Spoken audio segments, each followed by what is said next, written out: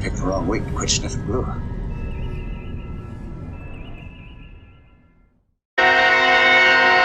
She's alive! Alive!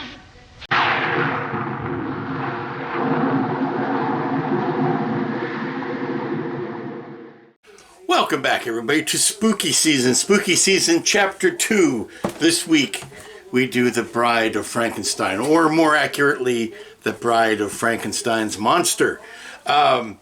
Even though Dr. Pretorius does call her the Bride of Frankenstein, she's technically Elizabeth is the Bride of Frankenstein. Never has a model or an icon, never has an icon of horror motion pictures. I'm trying to think of the best way to phrase this. Never has a creation in horror cinema had so much impact with so little screen time. The Bride of Frankenstein has at most 3 minutes of screen time. 3, maybe 4 minutes of screen time. And that's it. You get one shot of her coming down the tower in the mummy garb. Take off, and then the next scene, she's been fully unmummified. She's got the white gown on and her hair done up in the wonderful stack. And then you have a couple reaction shots of the monster, and that's it. The castle crumbles. The movie's over. It's not. I'm gonna say the probably second best to Luke Skywalker showing up in 2 seconds of the end of at the end of Force Awakens. Do you get so much bang for your buck, for so much bang for so little buck? But this is the pose. This is the pose from the movie that the model is made from. And that's what we'll be making this week. We will be doing The Bride of Frankenstein. Now, I will tell you that this model has intimidated me. Not only because of the beauty makeup, well, because of the real good beauty makeup. I saw 2 versions of this kit, 2 paintings of this kit, same kit. 2 different interpretations, that's the word. 2 interpretations of this kit when I was in the Shizuoka show in Japan. One was on the X Plus booth. He actually had X Plus, which makes this kit, had their painted lineup of their kits, and one of them was the Bride. And it was very well done. But I'll tell you, there was one that was even better, and it was, I don't even think it was officially part of the show. It's kind of hard to tell you. There are several buildings in that hobby, in the Shizuoka show, where different IPMS chapters or different chapters of model makers had their displays up. So it's tough to guess whether what was just on display and what was officially in a contest. I can't tell you that because I don't know the intricacies. But I saw another one there that was so freaking gorgeous that it intimidated me, because I still have that high bar in the back of my head when I'm looking at it. When I look at this kit, I still have that high bar in my head. I'm going to see if I can find a picture of that I took and show you. But let's get down to the table here and play Meet the Parts. Okay, this model is unique in that it's almost a 2-for-1. It's almost a 2-for model. You get 2 separate versions of the Bride that you can paint up and do. Now, I was looking through the instructions, and generally when they do that, there is one piece that you have to use to do either one of them, so you don't get a full model. In this case, you do get 2 full models. You get basically the mummified version, and then you get the fully robed version. See, look, they tell you give you pro tips on how to do the eyes, because the Elsa Lanchester, gorgeous woman. The makeup on this is more beauty makeup than it is monster makeup, and that's what we have to worry about. But here we'll start with the floor. We've got a floor piece. We've got this wonderfully printed, or I guess it was printed. I don't know if that's styrene. It's chain. I don't know how you would mold a styrene chain, but that's what they did. We got the floor. We've got a rather intricate set of the parts for the bed the table, not the bed really, the table with electrodes and mechanics and pivots and zappy things and things that go bzzzt in the night, and the table itself. No clear parts that I can see, so we don't have the same problem with the clear beakers and such that we did when we were doing The Invisible Man. As a matter of fact, there's a couple of flasks there, but they're all solid. But we have surgical instruments, and we have electrodes and all of that, and we're going to be building the table as one thing. And then we have the four pieces that make up the robed version, or the robed version of the body. And here is the famous face and hair and mummy arms. Now, the difference is between everything that we've seen and all throughout life. Well, maybe that's not a fair statement. The biggest misconception is that the bride's hair was black, and they even did that in the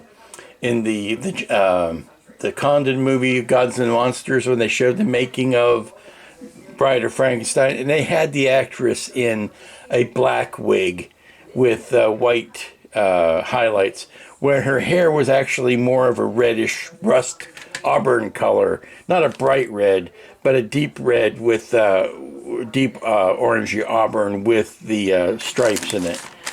Here is the mummy. Here is the mummy section, the body in wrappings. Let's just say that, not the mummy. See, here's what I was thinking. I was afraid they were going to give us one face piece, and we were going to have to choose which version we used it on. But the mummy head also has a face piece in it, so we don't have to make that choice.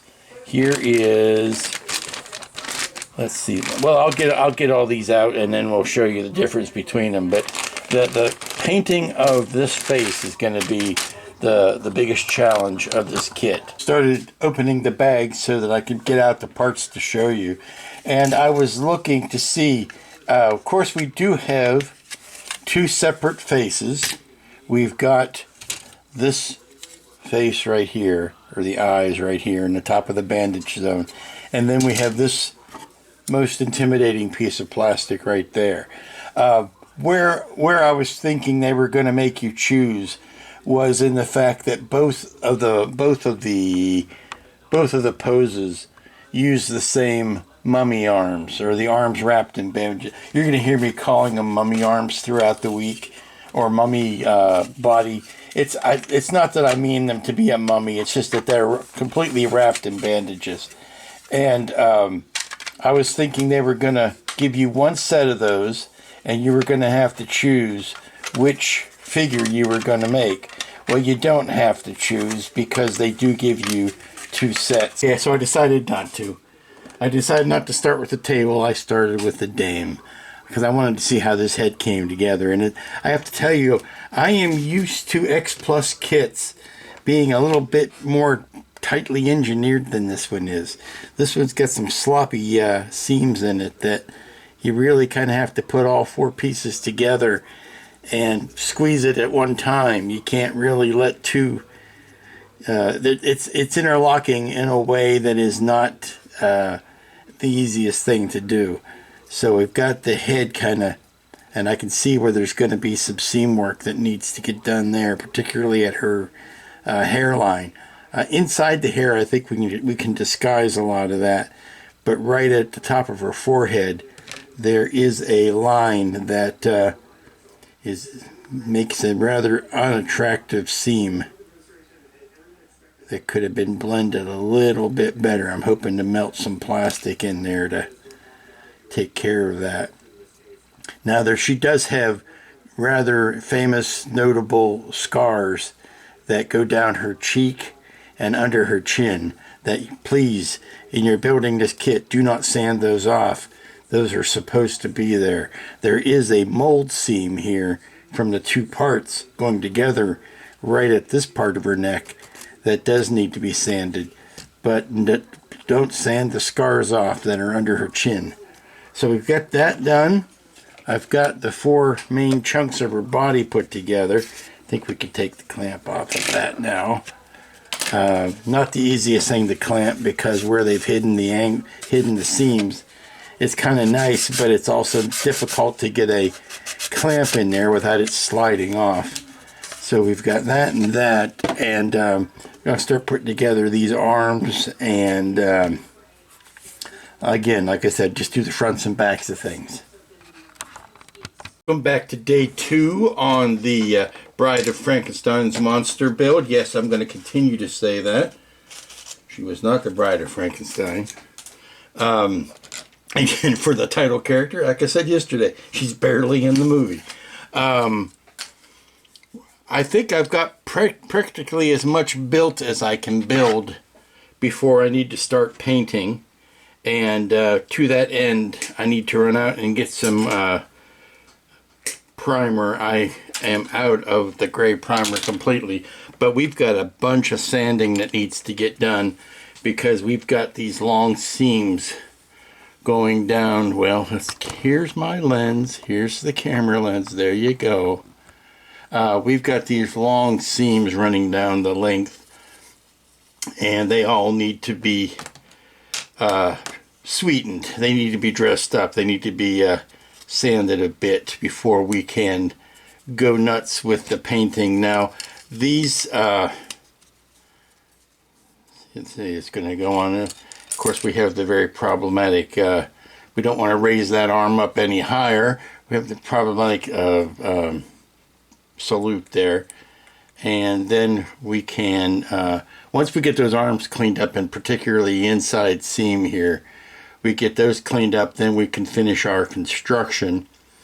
And we're going to have to find a color for the bandages that is off-white. Much like I did on the Invisible Man, these bandages should be fairly fresh, but they need to be a different color than the white because the robe or the gown is most clearly white, and we need to have some sort of contrast to that. Something that makes it stand out a little bit. Got majority of the construction done. I got the table into components, and I've got, of course, we have the floor to build, or not to build, but to paint. Sorry, to paint. We've got the framework of the. Let's see, where's my front? Here's my front. We have the framework of the operating table that is ready to go, and of course that'll sit like that, and that'll get a metallic look to it. And the stone floor, obviously, we're not going to see. Here's the thing: if we have to worry about how she fits underneath that with the well, here's the thing. See, now once she's off the table, this should only be used with this figure because the table sits like this, and you know, you've got the mechanisms and whatnot, but she really wouldn't. By the time they put the gown on her, she's off the table and completely over and separate, and so there's not going to be any problem of her being separate and not a part of this little vignette. We can put, you know, the this head on and the other, you know, we can do that. But I don't really think it's wildly appropriate for her to be still standing in front of the table. I don't even know how well she would fit the bottom of her gown fitting. I know we've got pegs here that match the pegs. Well, with the pegs here, if you wanted to do something like that and just take the table away, you can make a nice display of her that way. But I don't know if that's the way you would want to display her. If you were going to do that, you would certainly... Now, see, the table doesn't even want to fit in behind her that well. So, we're gonna figure out how we're gonna display this. I think it would make more sense to display the mummified version or the bandaged version. Display the bandaged version. Actually, I've got this on backwards. This needs to go. That's another thing. This way this thing is designed, the instructions are quite confusing as far as where your fronts and backs and lefts and rights are, unless you keep everything on the trees and on the sprue and then cut them off. That's not how I work. I like to cut all the pieces off the sprue and then, you know, clean them up, sand them, do all that kind of stuff. And when you do that, you can lose track of what part is number 42 and what part is number 43. And if they are virtually identical, it does make life a little bit more difficult than it needs to be. So, it's a little early yet for the store to be open where I get my primer. So what I'm going to do is take a moment or two while we're waiting. Actually, frankly, waiting for it to warm up outside. Wait for the sun to be out for a while. It's getting to that time of year where it doesn't get all that warm anymore. So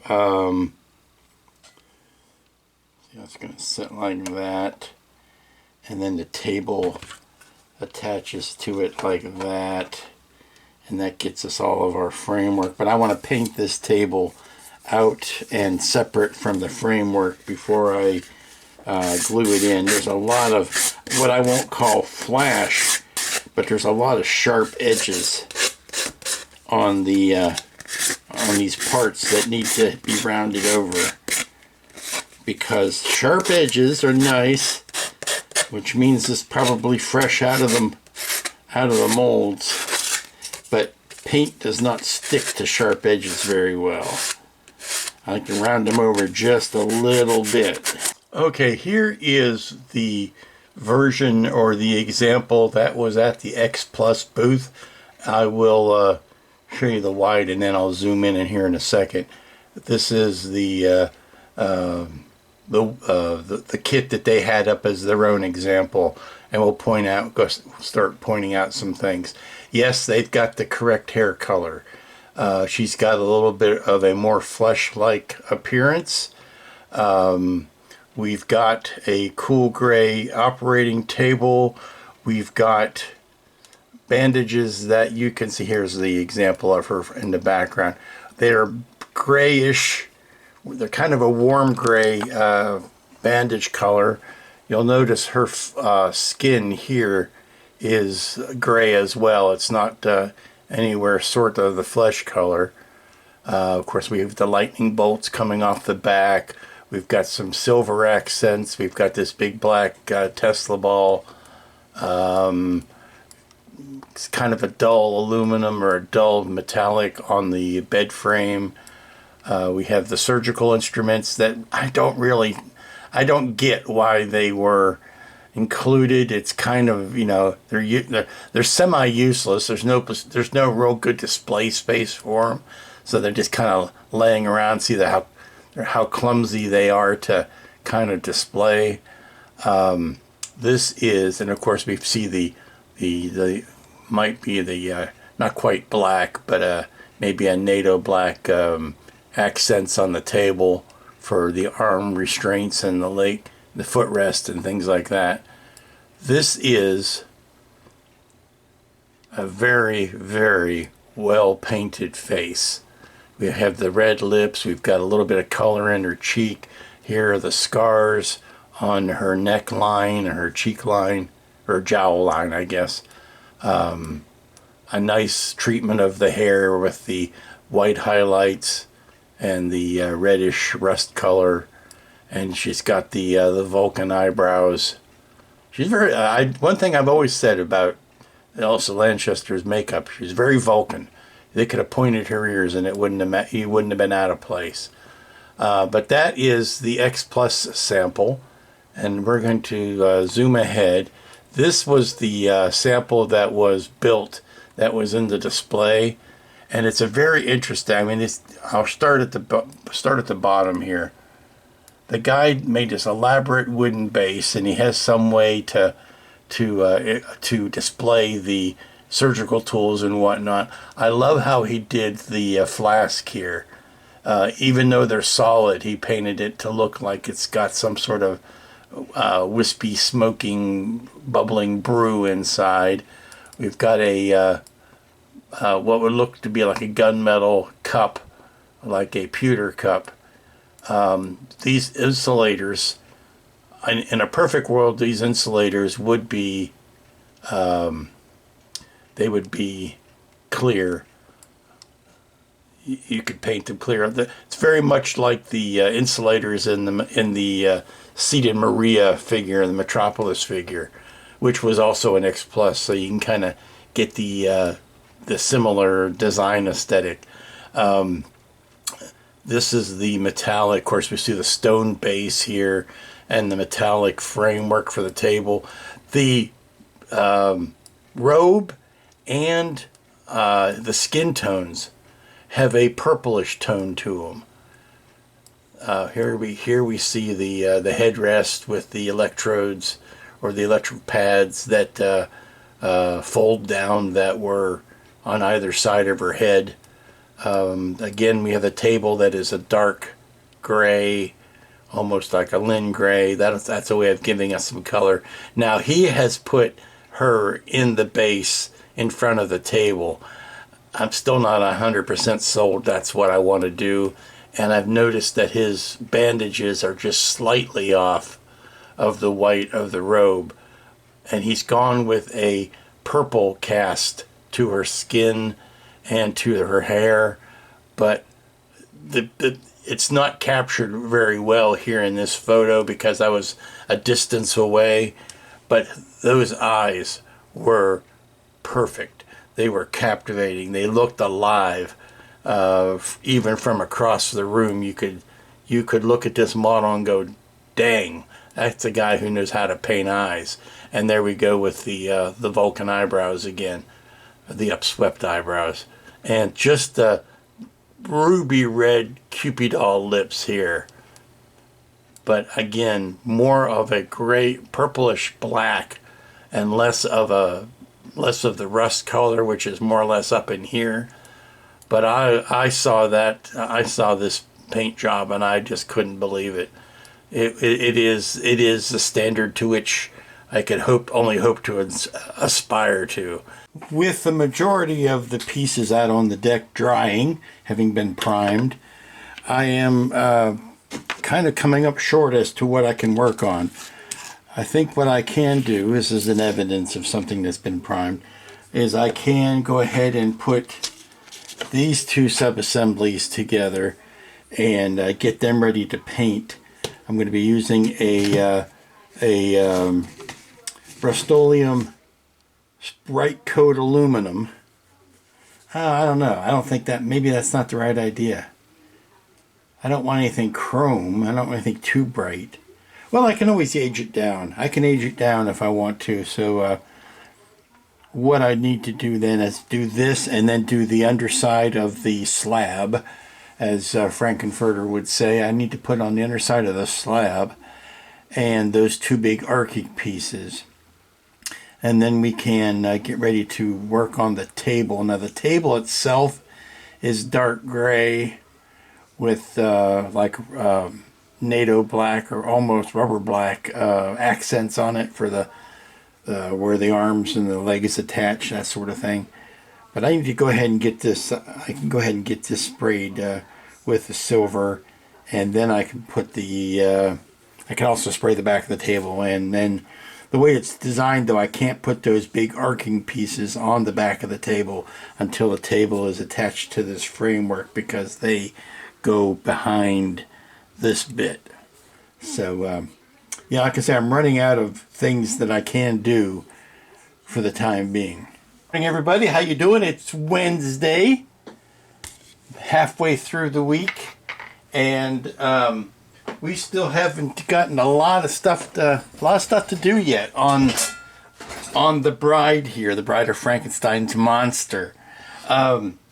And once again, I find myself in a symphony of grays and whites and blacks and boring colors. Okay, I've just picked up two very ugly seams that seem to have come out of nowhere. I took a very light pastel blue that I had mixed up from some project I don't even remember. And I was going to put that in the creases to give me some shadow lines. And this ugliness showed up. There's an ugliness there, and there's an ugliness there. And those were not that ugly under the primer. I mean, I sanded the primer and everything, and they're just showing up now. I don't like it. I'm going to have to fix it before we go any further, but I need to let this dry a bit first. It seems to be this whole seam going down. It's very rough and ugly. No, don't care for that a bit. I need to find something that I can use to gloss over that. Because I don't know if I can get a sander down in there, which may explain why I didn't see it earlier. Because I thought I had caught all of the uglies while I was sanding. Now, once the light hits that in the right way, that seam is uglier than sin. So I'm going to have to get the putty out and putty over those seams. Yeesh, that's no good. That's no bueno. I am aging up or aging down, I guess. I am adding aging to the framework, at least, on the table. Keep it from being so clean and spiffy, and I certainly don't want it to be shiny. So I've added some rusts and some dark iron, and dark aluminum, just splotching here and there. Also working on the black accents, or the NATO black accents of the table. I can probably take these off now. They've been on long enough. The table itself is going to need some touching up. I probably should have painted these parts before I added them. That would have been a lot smarter. But since when have I done the smart thing? Going to do a little bit of weathering to the table as well. Let's get this tape off of here. Come on. That last piece doesn't want to come off. It's always the way. Bringing some stuff in from outdoors. We got the base ready to go. Now I painted in some moss in between the rocks because at this point I got to do something to get some color into this kit. It's just, and of course a lot of it's going to be hidden anyway, but so what the heck. But you got to do what you got to do. This is like, you don't want to spend your entire life painting everything silver and black and white. It occurred to me that I need to get on with it and get some stuff done. This is a deceptively simple model to make, but it does take a while to paint. So we are on Wednesday, and if I decide I need to finish this week, then I need to get on with the getting on. And to do that, to that end, because I still have the threat of the beauty makeup in the off in the distance, I think what I'd like to do today is settle on getting the bandages done, whether that is the entire bandaged body, which we have here, or the 3 remaining arms and the bandaged head, which we have here. Let's get all of these off of the stands. Now I've done both a bluish and a greenish pass over the gray, and that's going to give me my undercolors for the bandages themselves. And I'm going to start, I hate to say it, I'm just going to start playing and see what works. I don't have anything specific in mind. That's one hole, and then this. So I need to decide what's going to work and then be able to apply that across the board. I've got to clean up this place. I've got a couple of stiff brushes here that I will be using to dry brush. I have a couple of colors picked out, white and mummy robes, oddly enough, or what they're called. I need to see whether or not that's going to be the, if I just start with a bit of mummy robes, because I don't have a lot of that. Mummy robes is it's an off-white. It's white with just a little bit of tan in it. And I'm going to put some white over here in that thing. And we're going to see whether or not we need to tint any more color into that or not. So we're going to take a little bit of water here. Yes, the water is very dirty, but at this point that's not the worst thing. So what does this look like with a straight up white or straight up mummy robes?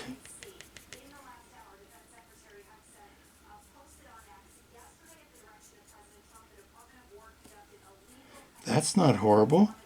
Might take a couple of passes. We need to dry that paint out. And what do I think? I think it's worth exploring further. Is this the brush I want to be using? I think it is, but is this the paint? Yeah. We might have to go over this a couple of times, which isn't bad. It's not one of those things you're going to accomplish at one time. That's not bad. We're going to do this, what I've done here. We're going to do that over the other arm and put them both to the side. And then we're going to see how we like it. What do you think? That's not too bad. I have to say that I really like how this is turning out, but it's not accurate, but I like it. In the film, you don't have this much contrast between the highlights and the shadows. Let me get there we go. You just don't see that much, but the sculpt has very high highlights and very deep shadows, and I'm working the mummy color in and amongst the blues and greens here, and it's lightening up ever so much, but darned if I don't like it. I think that's just snazzy, and it does stand out against the colors of the backdrop, which is handy. I just don't, I don't know how much legitimacy I would give, or how much I would stake on it being, this is what actual bandages would look like. Closing up for the day. Hard to say what I got done, really. I was in one of those days where I was touching little bits of everything and not quite finishing anything. Well, we are mostly done on the base. The exception being the name plaque and whatever I'm going to decide to do with that. We've got this electrode here. Now, I didn't even talk about this before, but the first thing I did on this part was I cut the ball off the top because I was never going to be interested in cleaning up both of those seams. So I just replaced that with a piece of stock styrene tube, because I was not, like I say, if you can scratch build something, by all means do it. But I was never interested in cleaning up both sides of that tube. Good morning, everybody. It's Thursday. Say it with me, the gateway to the weekend. And we are starting to circle down on the number of things that we have left to do on this base, or on the entire figure. Now, I will tell you that I've been cheating. I've been doing stuff off camera, not for any grand reason. That's when it occurred to me.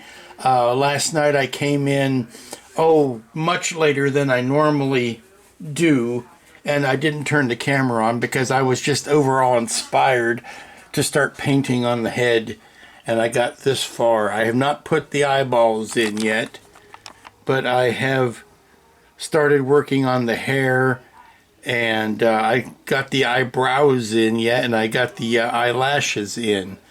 but I did not get the eyeballs in, and I haven't done.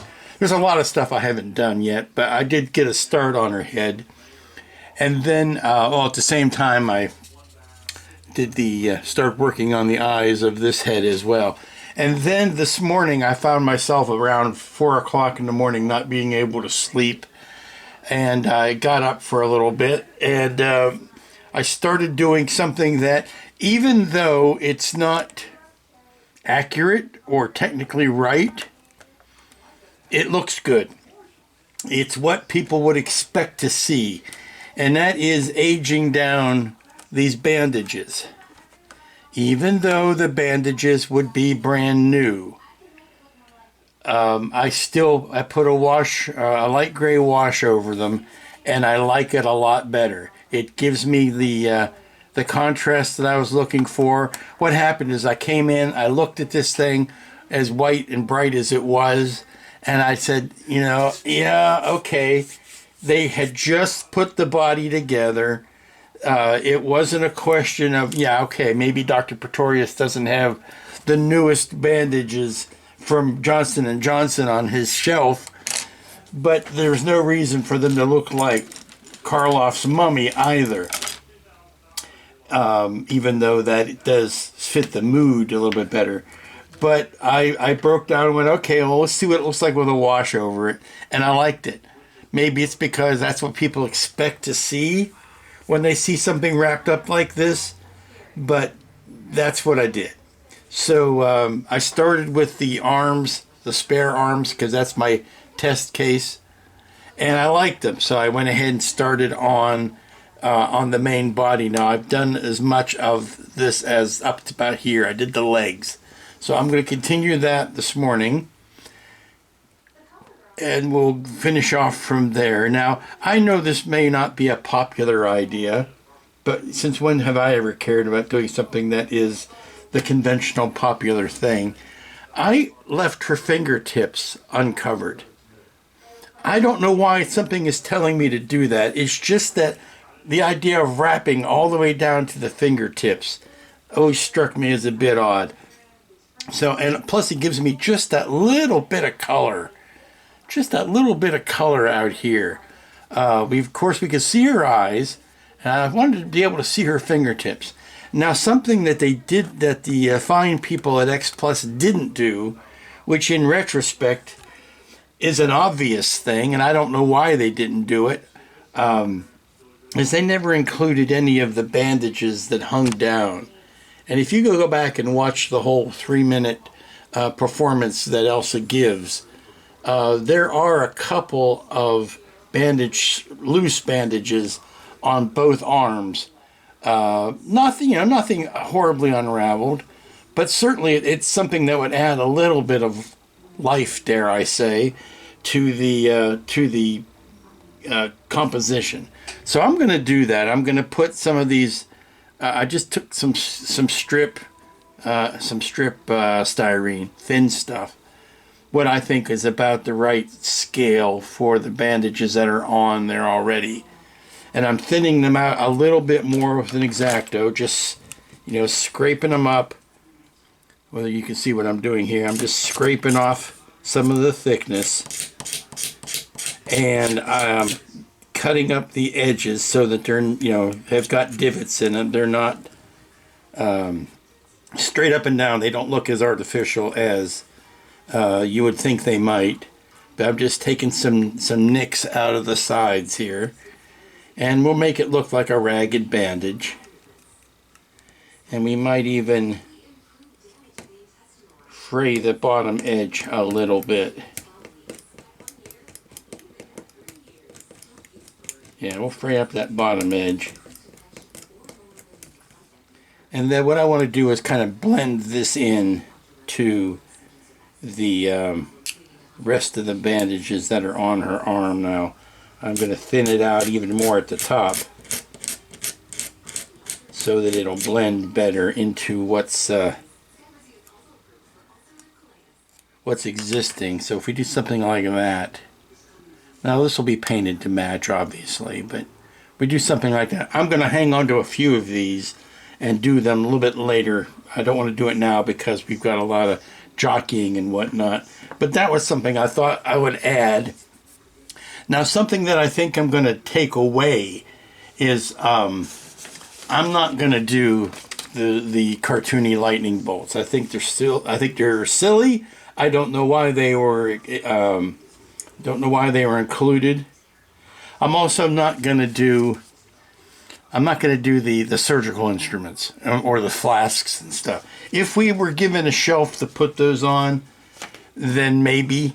But since we're not given anything, they're just stray props with no real purpose. Then I'm not going to waste my time on them. I have got the base done. I got the electrodes in. I like the small electrodes being in front of the bigger ones.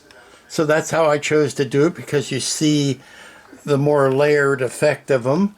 It looks like the instructions say to put the larger electrodes in front of the small ones, but then you end up covering them up almost completely. So nana on you. I've got the base, or the table glued down to the stone finally. I've got the front panel, the name plaque, ready to go. I'm going to put a satin coat over that to seal that in, and then that'll go up front, and then it'll be done. So we're ready to move this off of the table and finish putting the light gray wash on the full-figured bride. Not that she's full-figured, but I mean the full figure of the bandaged bride. Here the table has been cleaned off to an extent, and we are going to take another stab at the painting the white robe today. So I've got the brush all cleaned out. Well, I thought I had. Let's do another round of cleaning on the brush. And here we go. And see if we can get a white robe out of all of this. I've got the first white coat on there, and I say the first white. I will be tempted to do it again, because every white coat you put on gets a little bit whiter, and I don't want to cake it all on the first time and try to make that work. But having those deep shadows painted in the creases is really helping, because now I'm only hitting the white on the high spots and letting that shadow kind of do its own thing. I'm really enjoying that, and there are of course some really bright highlights we could bring out here on the tops of these folds, but better to leave this lay and then come back and hit it a second time. I still have a couple noticeable seams, and I'm thinking what I'm going to do is just take a fine brush with some gray paint and just paint those seams in to make them look more intentional. It looked like, to me at least, when they put the robe on her, or the gown on her, there were seams in it. So certainly there are seams in the back here, and by playing those up with that same gray paint, we will make it look like it's more of a piece, more the idea all along. I've put a dark wash over the rust-colored hair. I'll do a dry brush over that to bring the rust-colored highlights back out, but I need to let it dry in this position. I need to let that wash dry and not drip down into her face. Alrighty, the first coat of white on the gown has dried, and I have put a clear coat of flat over it. I'm really loving this ombre effect, how it goes from light to dark, or from white down to gray. That's giving me all the right vibes that I've been looking for.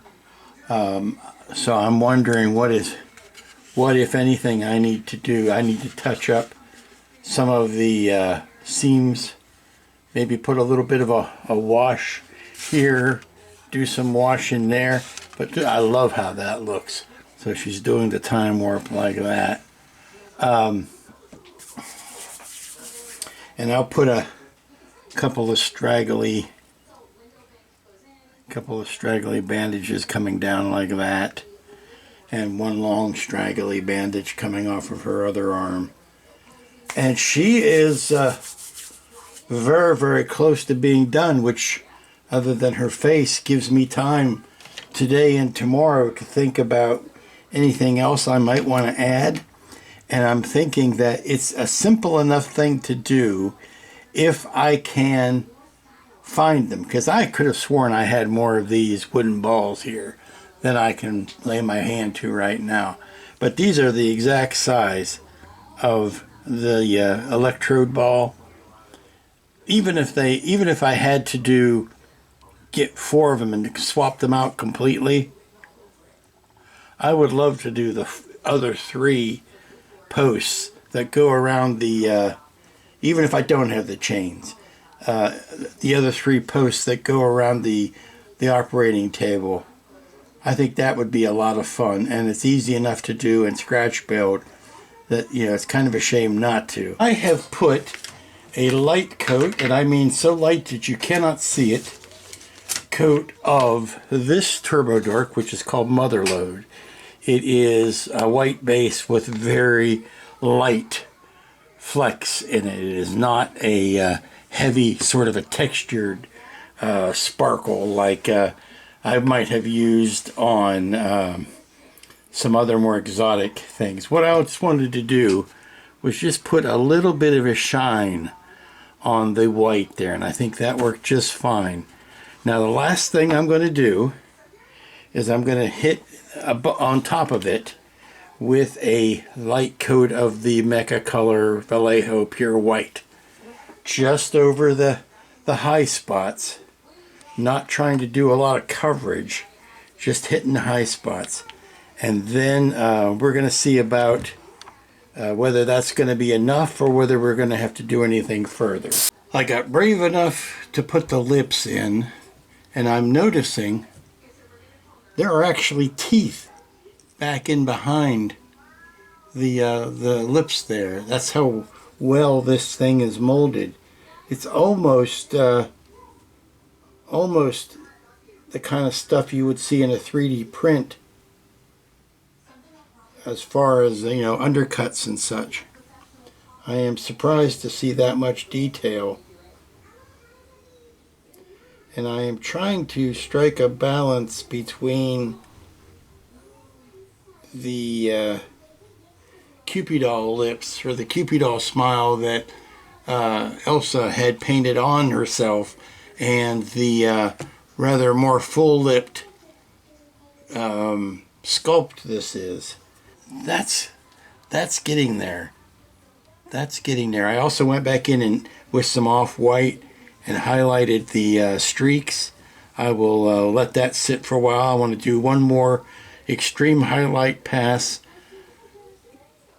of a brighter, much brighter orange, or much brighter rust color over the top of that, just on the highest spots, and I want to do some pure white on those spots. But I think the secret to doing this correctly and successfully is to not rush it. This is where we close down for tonight. I've got the arms on the robe, or the gowned version. I've got the rest of the wash on the bandaged version. Still haven't done the pupils of the eyes yet. I've got starting to tighten up some of the details on the head. Like I said, I still got those eyes to worry about, and we've only got tomorrow to finish everything. Good morning and hello. It is Friday. It is the last work day of the week, the last work day on the Brides of Frankenstein's monster. And the first thing I got to do is leave. No, I need to run over to the craft store because I need to pick up more wooden balls. I don't have what I thought I had. I only have just the one. So I want to go ahead and get 4 matching ones, even if they're not quite that size. I want to get 4 matching ones so that I can do the 4 posts here that are going to, see, the one of them's going to be like that. One of them's going to be like that, and then I'll do the other 3 corners. I've already got the poles painted. I haven't aged them yet, but I've got them painted. And I am going to, and I've got the little stanchions here because the poles will slip down over them.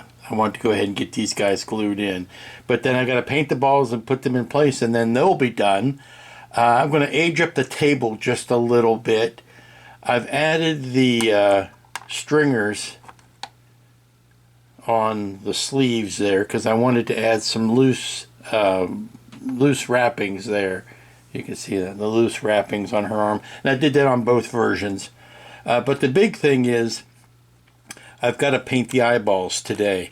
And that's the other reason I want to go over to the hobby or the craft stores. I need to get a really, really fine brush. This is the finest brush I own right now. And I need to get something just a wee bit smaller. Silver balls, silver balls. It's nearly Christmas time in the city. Back from the hobby shop, not the hobby shop, the craft store. Hobby shop's closing, sadness. Craft store.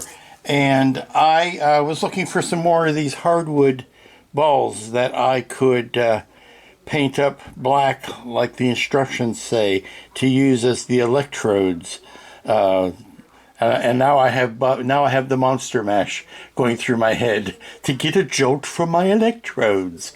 But the thing is, I couldn't find these. What I could find though were some balls in a bag. Make of that what you will. Of course, I wish I could have found like a bag half this size at half the cost. I've got a 1 pound bag of balls here, craft beads of various sizes. But what interested me more was the fact that, hey, inside of all of these, that I could easily have painted black, there are some silver balls. And the silver balls, the chrome balls, we'll just call them chrome balls. The chrome balls make an excellent substitute on those electrodes. And instead of painting them black, I am going to leave them chrome like that. I think it gives it a very nice pop of color. You could almost imagine the electricity arcing off of that. And another thing I got was some replacement chain for this piece. This was the chain that came with it. Now, think a minute about the scale of that. If that is a 1/6 chain, if that scale is in 1/6 scale, then each of those links would be 6 times larger in real life. And you would have let me get a measuring device. You would end up with a link of chain that is, let's say that's 1/4 of an inch wide. And it looks like maybe 5/16 long. Yeah, 4/16 by 5/16, something like that. So 1/4 of an inch times 6 would be 1.5 inches. You would have a chain where the link itself, where each link itself, with no width, would be that wide. That's not beyond the realm of possibility that the bed was hauled up with a chain that big. But I found some chain link that I thought was nicer.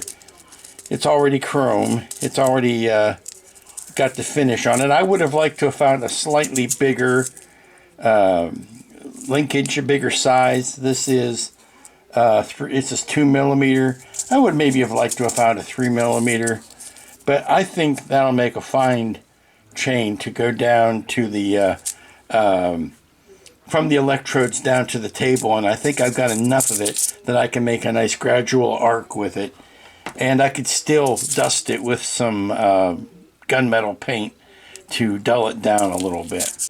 Alrighty, checking the clip again, we can see that there are 2 chains actually coming off the top of each of these transducer balls. One goes straight up, and that supplies the support that moves it up and down. And then there is a second one that clips to the table in all 4 corners. Now, and it's a smaller chain. I am not interested in recreating the stiff chain that goes all the way up to the top, because, where do you stop? It's just floating in midair. But I can put the smaller chain on it that would clip to the table, so it's going to hang down something like that. So I need to cut 4 links like that, which should be child's play on this very simple chain. This is not very thick metal. I've spent the last glorious half hour just aging up stuff a bit with gunmetal paint. Just knocking some of the shine off of the more chromier parts. I hope you like it. I do. I think it adds a little bit of oomph to it, even over the silver balls. Silver balls, silver balls. It just gives it more of a smoky silver now, so that's what I'm liking about it. So now all I need to do is to finish gluing these down to the base, and I shall be done with the base. I made these little sleeves here. I don't know if you can see them. These little sleeves here that I glued in place, and they are the same as the inside diameter of these posts, so that I can put the posts in place without having to sit there and keep a finger on it to keep it steady, to keep it upright in the right position. I can just smear some of the MEK on it, and the two plastics will melt together. It's a little bit better for me than using CA. I don't like using CA except on styrene, except as a last resort. But I think we've really got something here now. So I'm going to pop these in place, and I also painted over the chains with the gunmetal as well, because they look store-bought, and they are, and that's not exactly something I wanted to introduce here. If you start using real metal here, then you're wondering, why aren't you using real metal in other places? It was an issue I had with the Invisible Man last week. It was like, yeah, if I went and got some dollhouse furniture and used that in there instead, it would be introducing like a wood element next to a piece of painted element. So I figured maybe by painting over the chain, it would take away some of the metallicness of it, or some of the reality of it. Okay, here is my painting reference for the bride's face. Now, not obviously for color, but for eyes and the shape of the mouth and that sort of thing. Now, you'll notice that it breaks probably the 2 cardinal rules of painting eyeballs, which is you very rarely do you ever see the entire iris and pupil of the eye. Usually the eyelid covers the top part a little bit. There's a little bit of a half open eye, but in the entire 4 minutes, 3.5-ish minutes that the bride is on screen, she's either wide-eyed in wonder or wide-eyed in terror, or just screaming at the Frankenstein's creature for no reason. But you do see the complete circle of the iris there. And the other thing is, because her eyes are so dark, you don't see that much, if any, distinction between the iris and the pupil. And that's something that you're always supposed to put that black pupil. Well, her eyes are so dark that, of course, this is black and white film, and she's dark brown eyes. Anyway, it looks like doll's eyes with just the highlights in them, and we'll put the highlights in, but we're not going to spend a lot of time trying to throw any color into the eyes other than the huge circle there. And you can see her proto-Romulan eyebrows. I may have to go back and repaint the ones I've gone in. I think I may have gone a little big with mine, so we're going to look at that. And the Cupid doll lips here, you notice that the lipstick doesn't go all the way out to the corners of her mouth. So that's something to look at. And the last thing is, a lot of people get this wrong. The model doesn't, but a lot of people get this wrong. The white highlight is higher on this side and wider, and it's lower and skinnier on this side. The model's right in that respect, but you'll see a lot of people particularly if they're doing a costume of the bride, or if they're doing a parody of the bride, using the image in their TV show or movie, they'll do what they think is fixing it, and they'll make them even, like racing stripes, and they're not. And here you can see in the model they've got the white streak is higher and thicker here, and lower and skinnier here. And I'm looking at those eyebrows and I'm thinking that one's okay, but that one might need another look-see. And her lips are a little slightly parted here, so it's tougher to tell the shape, trying to put that shape in. But I'm going to go in and redefine that. But I think I'm going to start on this one. If I can get this one happy, then I'll work on the other one. Okay, it's like I say, anybody can paint one eye. It's the secret. The secret is getting the other eye in.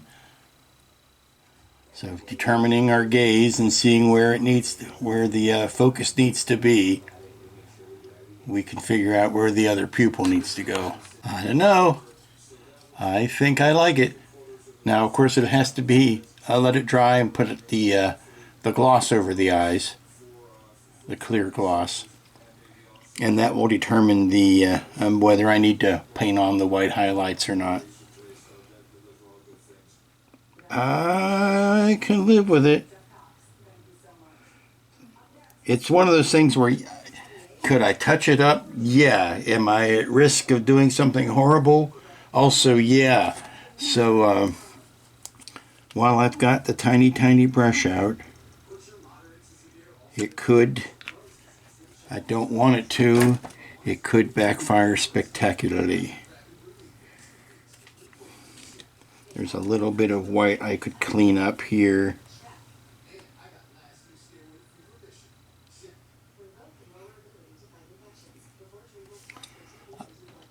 I think the gloss is going to help this a lot. The thing about her eyes is the whites are very white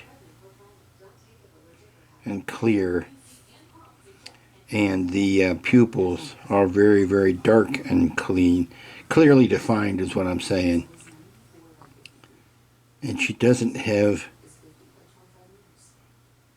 a lot of red eye going on. There's not a lot of, their eyes aren't bloodshot, so there's not a lot of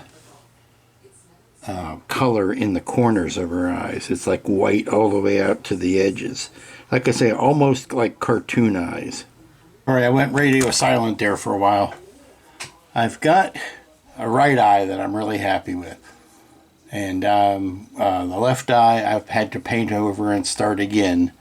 So maybe we will just walk away and take a bit of a breather and then come back.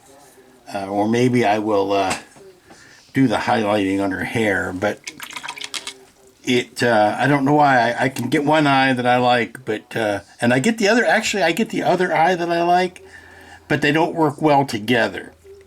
It's like if you put your hand over one eye, that's fine, and that's fine, but when you look at them both together, they go horribly wrong. I got her lipstick the way I want it.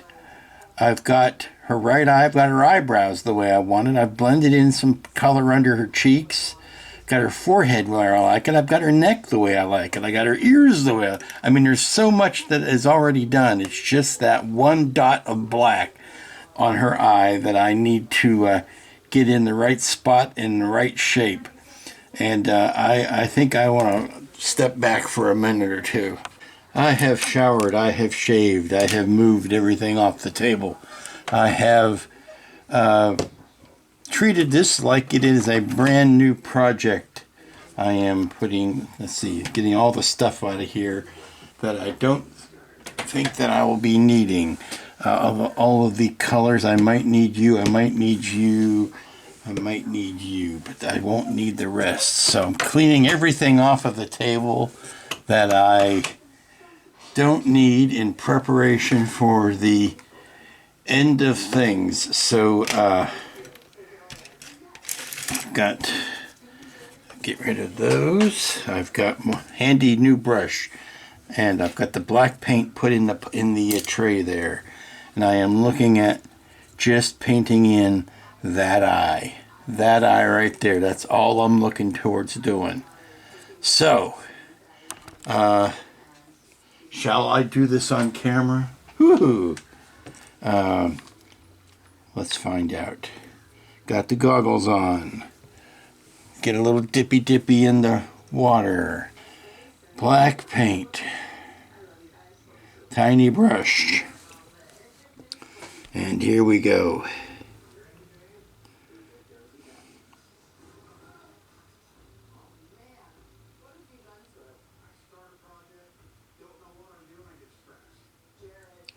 Done. Yeah. I think she might be ever so cross-eyed. But, you know, go back and look at that picture.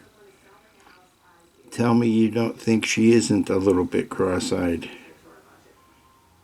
I'm just going into the first eye with the full black and putting a little bit of a pupil in the center.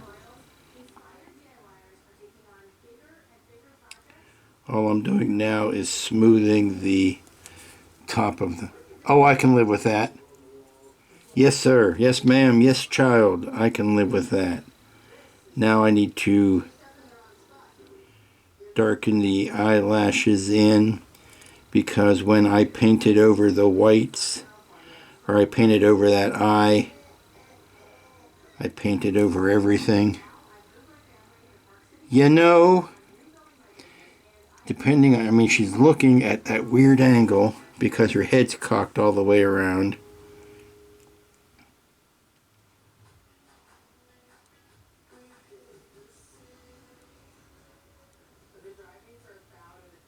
Yes, I'm happy. I'm done. Okay, we just need to let these dry, and then we will put the clear over them, and they will be done. If there is one thing that I can do, is let me get my white back out, and that was the off-white, Mecha Color off-white. I need to do a little bit of cleanup.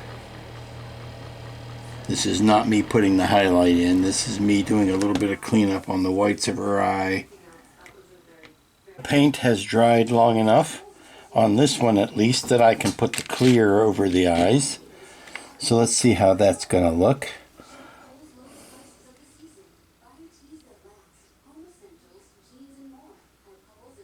Gorgeous. So much. And gorgeous.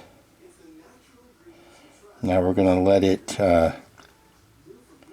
dry. I'm going to hold it in this position lest the clear run down her cheeks and make her look like she's crying. And here is the final look, my friends. I had to bring out the black felt because so much of the detail was being lost in the busy background. But, pardon the jerkiness of the camera move here. Here we can see the... I'm going to turn on this overhead so you can get a little bit more. There's the wrapped up bandaged version. Now I've not glued her down to the stand even though it's got footholes in it, simply because there might be an instance when I wanted to swap these two out. But you'll remember I took the pegs off of the bottom of her feet so that she could stand without it. Without the pegs, she would be wobbling. Now she's resting on the bottom of her gown there. But that's how the eyes turned out. I'm quite happy with how that ended up resulting. Oh, we can do this. We can have them both pledging allegiance to the silver ball there. I thought it was only fair to bring the Invisible Man back in so that we can get a look at the entire spooky season trio here. They're all 1/8 scales, so I thought maybe I would use some of the props that I didn't use on the bride on the Invisible Man. It turns out they're too big. The forceps and everything. The hacksaw, the saw might work, but I looked at the size of his hands, even with gloves on, even with those fat driving gloves on, and the forceps were still way too big. And the flasks didn't really fit in since those are all clear. So those will all go into the stockpile, or the Greebly pile. And so there you go. That is spooky season for 2025. I hope you enjoyed it. I'm sure we'll be probably getting back into maybe more traditional subject matter for the next week's build. Maybe a ship, maybe piece of hardware, I don't know. So until then, y'all be good to each other, be safe, be smart. Please be back next week, and until then, be good.